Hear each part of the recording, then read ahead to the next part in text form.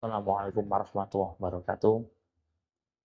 Pada malam hari ini kita akan melanjutkan kisah tentang sahabat Nabi bernama Mus'ab bin Umair. Salah satu sahabat yang merupakan duta Islam pertama yang sangat disayang oleh Rasulullah Shallallahu Alaihi Wasallam. Bagaimana kisahnya? Mus'ab bin Umair adalah salah seorang sahabat Nabi, di mana Mus'ab bin Umair pada saat itu masih seorang remaja Quraisy terkemuka yang paling tampan, penuh dengan jiwa dan semangat muda, di mana seseorang penduduk Mekah yang mempunyai nama paling harum. Dia lahir dan dibesarkan dalam kesenangan, yang artinya pada zaman itu mungkin tidak seorang pun di antara anak-anak muda Mekah yang beruntung dimanjakan oleh orang tuanya sedemikian rupa sebagaimana Mus'ab bin Umair.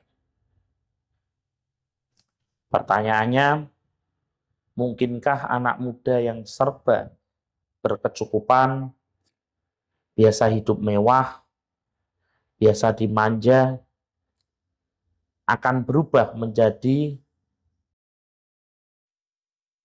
pelaku cerita tentang keimanan dan kepahlawanan dalam masa-masa sulit Islam? Mus'ab bin Umair dijuluki oleh kaum muslimin dengan sebutan Mus'ab yang baik. Beliau merupakan salah satu di antara orang-orang yang ditempa oleh Nabi. Namun, bagaimana sosok sejatinya? Diceritakan suatu hari anak muda ini mendengar tentang Muhammad Al-Amin menyatakan dirinya telah diutus oleh Allah sebagai pembawa berita gembira dan pemberi peringatan, sebagai penyeru yang mengajak umat beribadah pada Allah. Pada kala itu, siang maupun malam, perhatian penduduk Mekah tidak lepas dari berita Muhammad.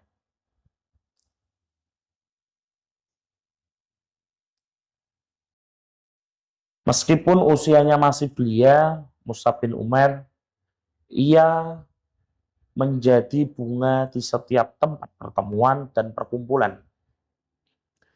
Setiap pertemuan apapun, mereka selalu berharap Mus'ab hadir di dalamnya. Penampilannya yang anggun dan otaknya yang cerdas merupakan keistimewaan Ibnu Umair yang mampu membuka hati setiap orang di Mekah. Mus'ab mendengar bahwa Rasulullah bersama pengikutnya sering mengadakan pertemuan di suatu tempat yang jauh dari gangguan dan ancaman orang-orang Quraisy. Pertemuan itu dilaksanakan di Bukit Syafa, tepatnya di rumah Al-Alqam bin Abul Al-Arqam. Tanpa berpikir panjang, pada suatu senja, Mus'ab pergi ke rumah Al-Arqam. Rasa penasaran telah mendorongnya melakukan itu. Di tempat itulah Rasulullah bertemu dengan para sahabatnya untuk membacakan ayat-ayat Al-Quran kepada mereka dan sholat bersama mereka. Ketika Mus'ab baru saja duduk, ayat-ayat Al-Quran mulai dibacakan oleh Rasulullah, mengalir sampai ke telinga dan meresap ke dalam hati para pendengar. Di senja itu, hati Mus'ab telah berubah menjadi hati yang tunduk oleh ayat-ayat Al-Quran. Beliau tenggelam dengan kegembiraannya. Tetapi Rasulullah mengulurkan tangannya dan mengurut dada pemuda yang sedang bergejolak itu. Tiba-tiba hati Mus'ab tenang dan damai. Pemuda yang baru saja masuk Islam dan beriman itu mempunyai kepekaan hati yang mampu mengubah jalannya sejarah ke depan. Ibunda Mus'ab, Khonnas binti Malik, adalah sosok ibu yang memiliki kepribadian yang cemerlang. Pesona itu telah membuatnya disegani. Setelah memeluk Islam, tidak ada sosok yang paling membuat Mus'ab khawatir dan takut kecuali ialah ibundanya sendiri.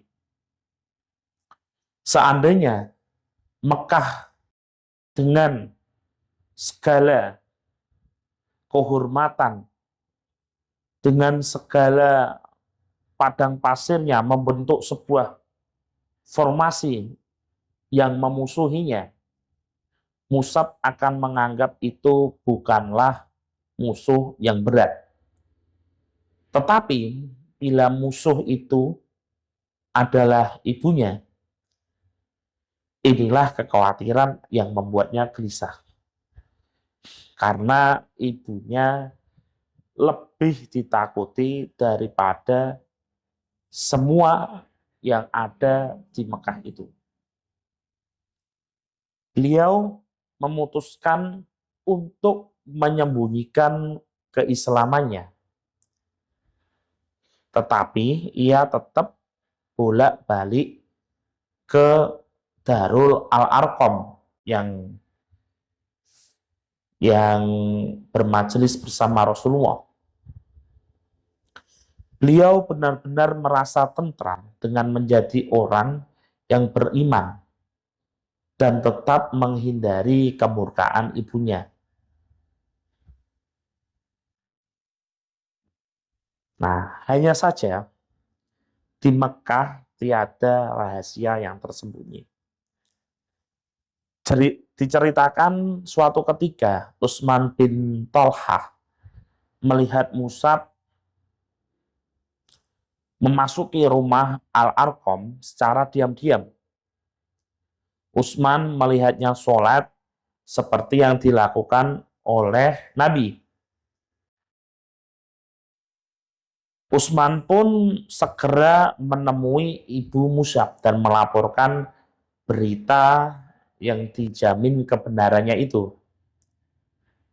Mus'ab berdiri di hadapan ibunya dan keluarganya serta pembesar-pembesar Mekah yang berkumpul di rumahnya. Yakin dan mantap, Mus'ab membacakan ayat-ayat Al-Quran yang disampaikan oleh Rasul. Ketika sang ibu hendak membungkam mulut putranya dengan tamparan keras, tangannya yang terayun tiba-tiba jatuh terkulai di hadapan wajah yang telah berseri cemerlang, berwibawa dan tenang. Sebagai seorang ibu, Ibunda Musab tidak tega memukul dan menyakiti putranya, tetapi pengaruh dari berhala-berhala terhadap dirinya membuat dirinya harus bertindak dengan cara lain. Ia membawa putranya itu ke ruang yang terisolir di dalam rumahnya, lalu mengurungnya di dalam ruangan. Musab tinggal dalam kurungan itu sekian lama, sehingga beberapa orang di antara kaum muslimin hijrah ke Habasyah.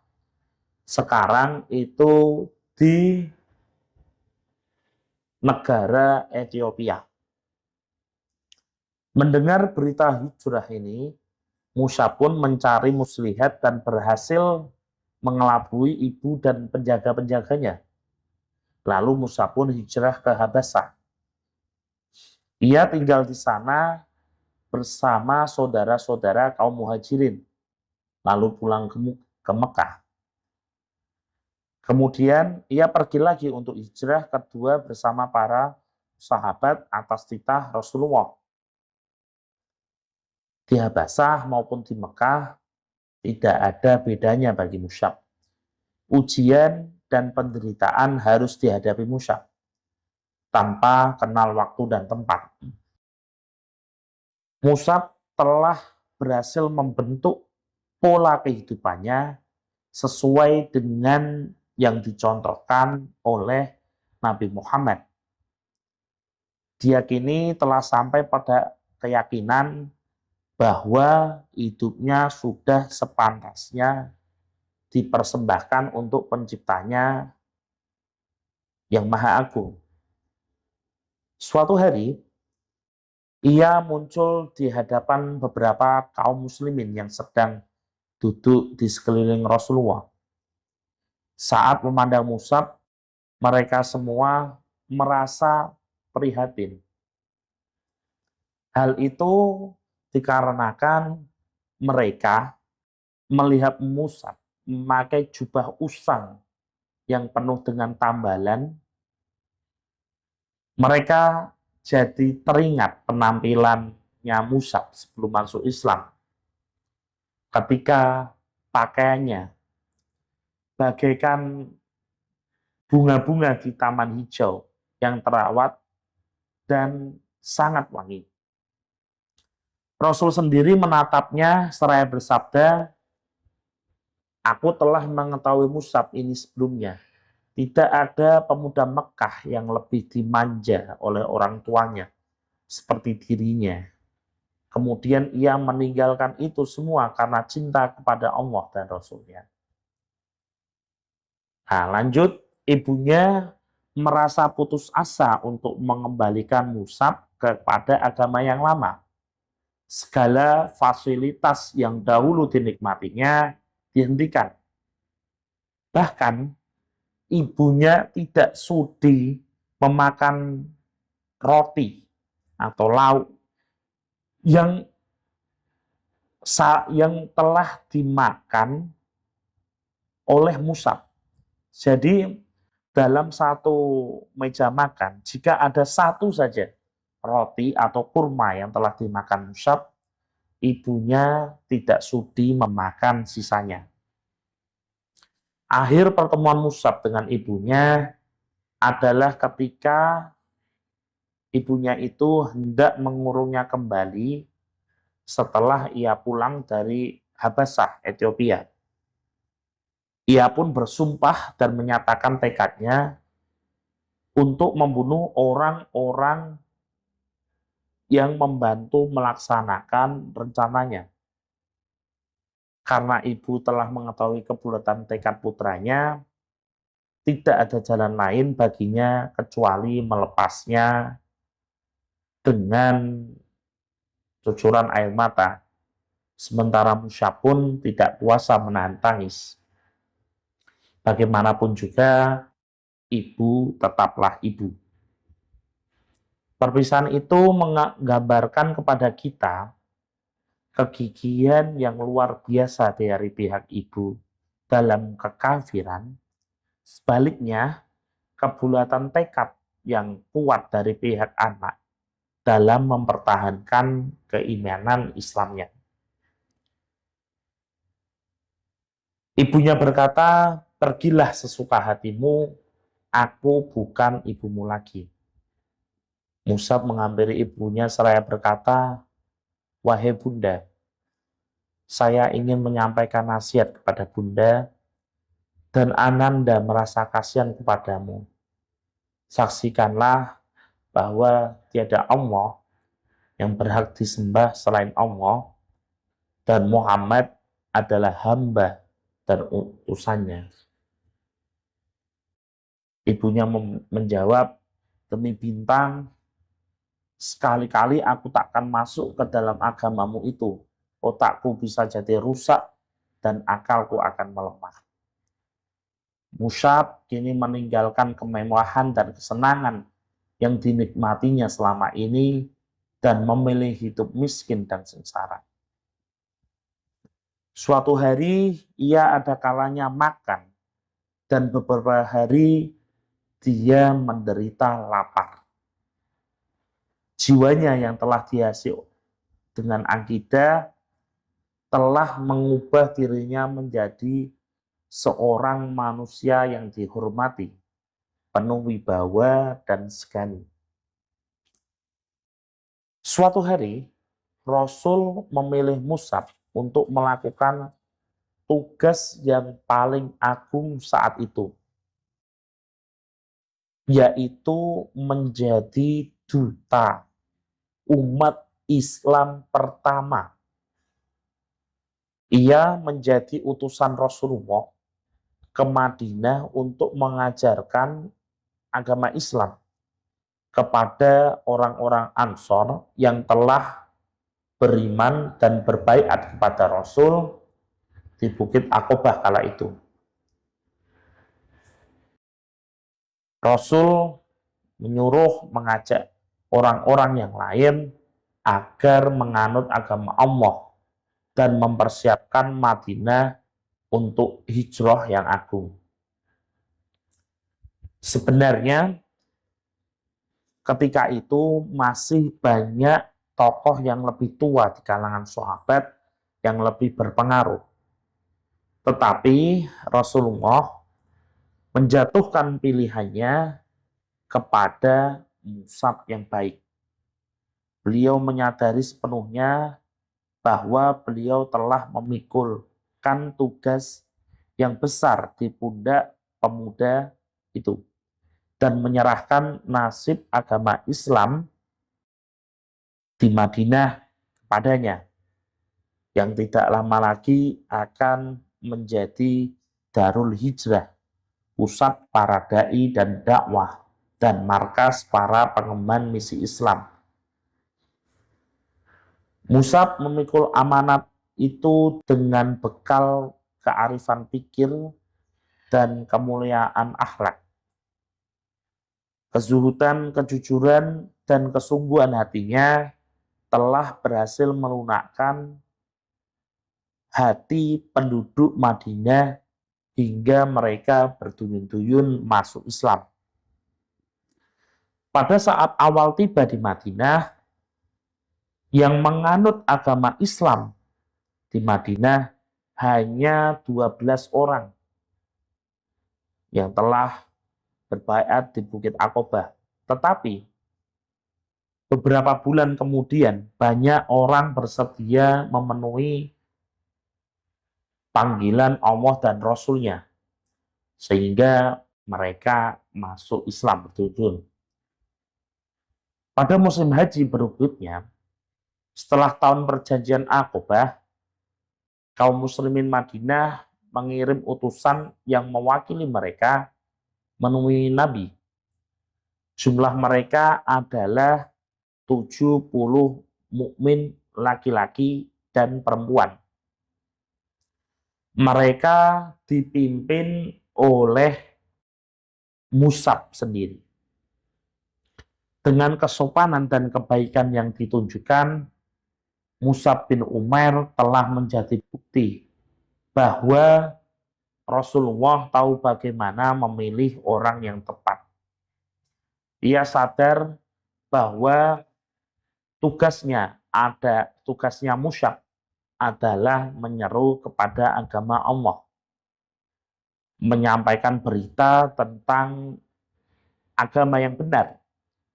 Tugasnya hanyalah menyampaikan agama Allah, seperti tugas Rasul yang diimaninya. Di Madinah, Mus'ab tinggal sebagai tamu di rumah As'ad bin Zurarah. Ia bersama As'ad mengunjungi kabilah-kabilah di Madinah, rumah-rumah dan tempat pertemuan untuk mensyiarkan agama Robnya. Mereka berdua menyampaikan kalimat Allah, bahwa Allah adalah ilah yang Maha Esa secara hati-hati. Mus'ab pernah menghadapi beberapa peristiwa yang mengancam.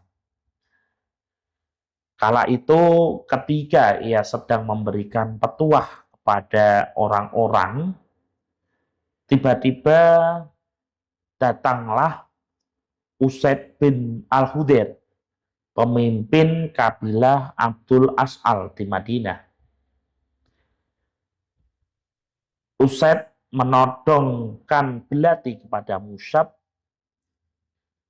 Usaid sangat murka dan sakit hati menyaksikan Mus'ab yang datang untuk menyelewengkan kaumnya dari agama mereka dan menceritakan Allah yang Maha Esa yang belum pernah mereka ketahui sebelum itu. Tuhan-Tuhan yang selama ini mereka kenal bisa dilihat dengan jelas, yaitu berhala. Ia tahu mana tempat Tuhannya karena berhala itu pasti diletakkan di suatu tempat. Dia bisa langsung menghadap Tuhannya untuk memaparkan kesulitan untuk menyampaikan doanya. Demikianlah yang tergambar dan terbayang dalam pikiran suku Abdul As'al. Berbeda dengan Rob Muhammad, tiada seorang pun yang mengetahui tempatnya atau melihatnya. Saat kaum muslimin yang sedang duduk bersama Mus'ab melihat kedatangan Usaid Al-Hudayr dengan membawa kemurkaan bagaikan api yang berkobar, mereka pun merasa khawatir. Tetapi Mus'ab tetap tenang, percaya diri, dan menunjukkan kegembiraan. Usaid berdiri di depan Mus'ab dan As'ad bin Zurarah seraya berkata, "Apa maksud kalian datang ke kampung kami? Apakah kalian hendak membodohi orang-orang yang lemah di antara kami? Tinggalkanlah segera tempat ini jika kalian tidak ingin mati." Mus'ab mengeluarkan ucapan yang lembut. Mus'ab berkata, "Mengapa Anda tidak duduk dan mendengarkan dulu? Seandainya Anda menyukai, Anda dapat menerimanya. Sebaliknya, jika tidak, kami akan menghentikan apa yang Anda benci." Usaid sebenarnya adalah sosok yang berakal cerdas. Ia melihat Mus'ab mengajaknya berdialog dan meminta pertimbangan. Ia hanya dimohon bersedia mendengar. Jika ia menyetujui, ia akan membiarkan Mus'ab. Dan jika tidak, Mus'ab berjanji akan meninggalkan kampung dan penduduknya untuk mencari tempat dan masyarakat lain. Usaid menjawab, "Silahkan." Dia pun menjatuhkan belatinya ke tanah dan duduk mendengarkan. Ketika Mus'ab membacakan ayat-ayat Al-Quran yang dibawa oleh Muhammad, belum selesai Mus'ab menyampaikan urainya, Usaid sudah berseru kepadanya dan orang-orang yang bersamanya, "Alangkah indah dan benarnya ucapan itu, apakah yang harus dilakukan oleh orang yang hendak masuk agama ini?" Kemudian Mus'ab berkata kepada Usaid, hendaklah ia menyucikan badan dan pakaiannya, serta bersaksi bahwa tiada ilah selain Allah dan Muhammad adalah utusan Allah. Setelah itu Ustadz meninggalkan mereka, kemudian kembali dengan rambut yang masih meneteskan air sisa beliau bersuci. Ia berdiri sambil menyatakan pengakuannya bahwa tiada ilah selain Allah dan Muhammad adalah utusan Allah. Dikarenakan Ustadz ini adalah seseorang yang cerdas, seseorang yang terkemuka di Madinah, berita keislaman Ustadz pun cepat tersebar.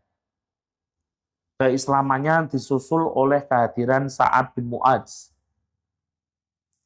Setelah mendengar uraian Mus'ab, Sa'ad pun merasa puas dan masuk Islam.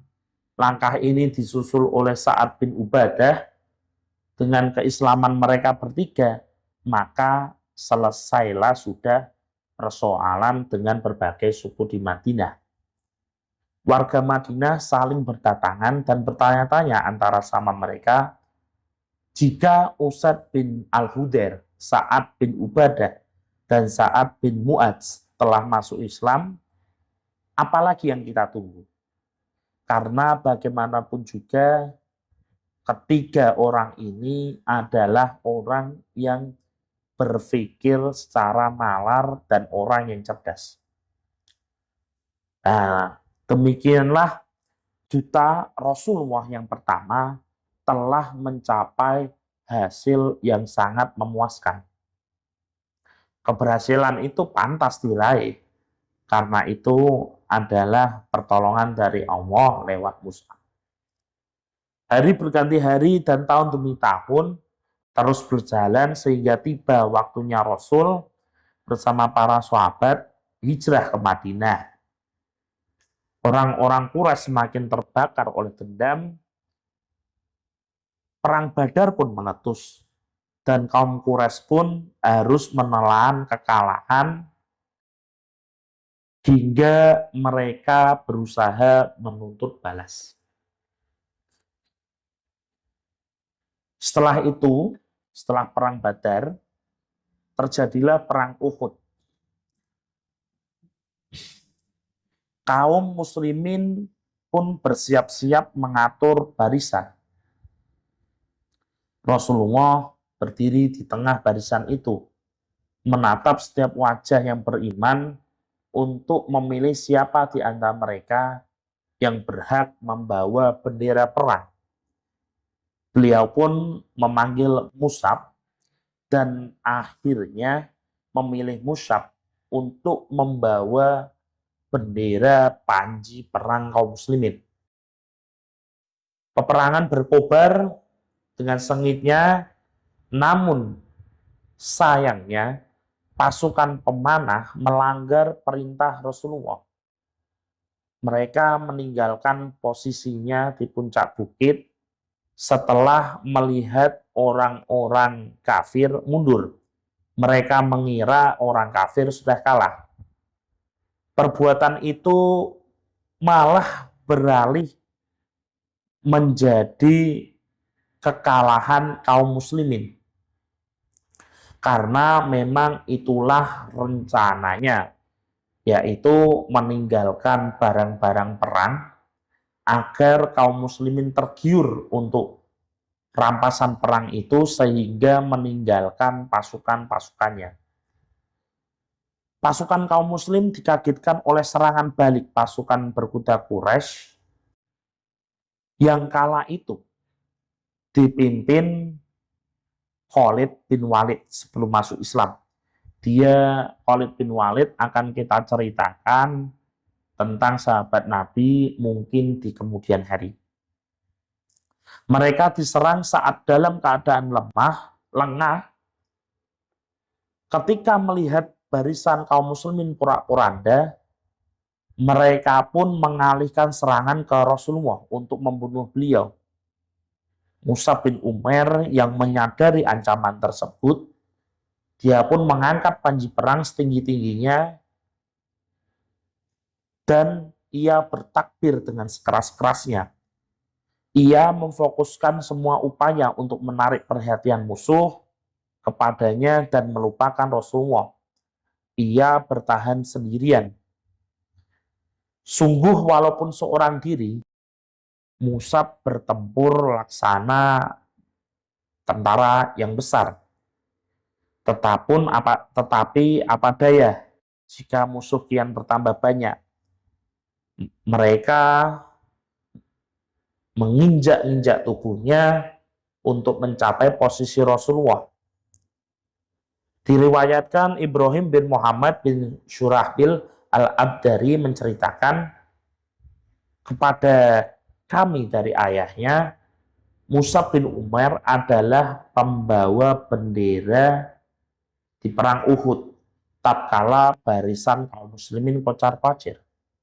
Mus'ab tetap bertahan pada posisinya. Ibnu Qomiyah datang berkuda lalu menebas tangan kanan Mus'ab hingga putus. Lalu Mus'ab seraya mengucapkan, Muhammad itu tiada lain hanyalah seorang utusan. Kini ia memegang bendera dengan tangan kiri sambil membungkuk melindunginya. Musuh pun menebas dengan tangan kirinya hingga putus pula. Mus'ab membungkuk ke arah bendera, lalu dengan kedua pangkal lengannya, ia mendekap bendera ke dada sambil mengucapkan, Muhammad itu tiada lain hanyalah seorang utusan. Musuh menyerangnya kembali dengan tombak dan menusuknya hingga patah. Alhasil Mus'ab akhirnya gugur dan bendera perang pun terjatuh. Mus'ab gugur dan panji perang jatuh, ia gugur sebagai bintang dan mahkota para syuhada. Saat itu Mus'ab yakin bahwa sekiranya ia gugur, tentu jalan para pembunuh akan terbuka lebar menuju Rasul tanpa ada yang melindungi beliau. Setelah pertempuran sengit itu selesai, jasad para syuhada, para syahid, itu ditemukan dalam keadaan terbaring dengan wajah menelungkup ke tanah, digenangi oleh darah, yaitu Mus'ab. Tubuh yang telah kaku itu seolah-olah masih khawatir bila menyaksikan Rasul ditimpa bencana, sehingga wajahnya disembunyikan agar tidak melihat peristiwa yang sangat tidak diinginkan itu. Atau mungkin juga ia merasa malu karena telah gugur sebelum hatinya tentram oleh kepastian akan keselamatan Rasul. Rasul bersama para sahabat meninjau medan perang untuk menyampaikan kata perpisahan kepada para syahid. Ketika sampai di tempat berbaringnya jasad Mus'ab, air mata Rasul mengucur deras. Khabbab bin Al-Arad menuturkan, kami hijrah bersama Rasulullah dengan mengharapkan ridha Allah. Maka Allah memberikan balasan kepada kami. Di antara kami ada yang meninggal dan belum mendapatkan balasan sedikit pun di dunia. Di antaranya adalah Mus'ab bin Umair yang gugur pada perang Uhud. Kami tidak mendapat sesuatu untuk mengkafaninya kecuali sepotong kain. Dan jika kami menutup kakinya, maka kepalanya tersingkap. Jika kami menutup kepalanya, maka kakinya terlihat. Lalu Rasul bersabda, tutupilah kepalanya dengan kain, dan tutuplah kakinya dengan itskir. Itskir itu rumput yang berbau harum yang biasa digunakan dalam penguburan kalau di Timur Tengah sana. Rasul berdiri di depan jasad Mus'ab bin Umair, kemudian dengan penuh rasa iba, beliau memandangi kain yang digunakan untuk menutup jasadnya, Lalu Rasul berkata, ketika di Mekah dulu tidak ada seorang pun yang aku lihat yang lebih halus pakaiannya, yang lebih rapi rambutnya daripada dirimu Musa. Namun sekarang engkau gugur dengan rambutmu yang kusut dan hanya dibalut sehelai kain. Setelah itu pandangan beliau tertuju ke medan pertempuran dengan pemandangan jasad syuhada rekan-rekan Musab yang terbentak di atasnya. Rasul bersabda, sungguh Rasulullah akan menjadi saksi pada hari kiamat nanti bahwa kalian semua adalah syuhada di sisi Allah. Kemudian beliau berpaling ke arah sahabat yang masih hidup dan bersabda, wahai manusia, berziarahlah dan berkunjunglah kepada mereka, ucapkanlah salam untuk mereka, demi zat yang jiwaku di tangannya, tiada seorang muslim pun yang mengucapkan salam kepada mereka sampai hari kiamat, kecuali mereka pasti membalas salamnya. Semoga keselamatan dilimpahkan kepadamu, wahai Musab. Semoga keselamatan dilimpahkan kepada kalian, wahai syuhada. Semoga keselamatan, kerahmatan, dan keberkahan dilimpahkan kepada kalian semua. Jadi seperti itulah kisahnya Mus'ab bin Umair atau dikenal dengan Mus'ab yang baik. Beliau adalah salah satu sahabat yang di dunia belum mendapat balasannya. Dia wafat di perang Uhud dalam keadaan yang tidak seperti beliau saat muda. Dengan itu, beliau adalah sosok yang harus kita teladani keimanannya dan kita contoh perilakunya. Untuk itu, kita sudahi untuk pembahasan malam hari ini. Assalamualaikum warahmatullahi wabarakatuh.